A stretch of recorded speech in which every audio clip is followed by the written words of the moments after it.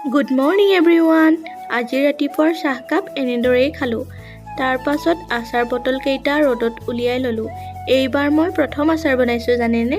মনৰ উৎসাহত কেইবাবিধো আচাৰ বনালোঁ। এই ফুলকেইপা চাওকচোন, ইমান ধুনীয়াকৈ ফুলিছে। ভাবিছোঁ আজি ৰিলছ দুটামান বনাওঁ, সেয়েহে আজিৰ ভাতকেইটা সোনকালেই বনাব লৈছোঁ। আজি বনাম কচুৰ পিটিকা। আগতে মাৰ হাতেৰে খাইছিলোঁ, পিছে মই আজি প্ৰথম বনাম।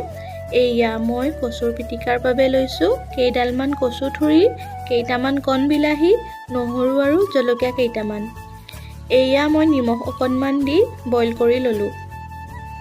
তাৰ পাছত মিঠাতেল অকণ দি পিটিকি দিছোঁ। গোন্ধটো বৰ ধুনীয়া আহিছে। এয়া আজি মোৰ নিৰামিষ থালিখন ৰেডি হৈ গ'ল। ইয়াত আছে কচুৰ পিটিকা, শাক ভাজি, ৰঙালাও ভাজি আৰু আচাৰৰ বগৰী এটা।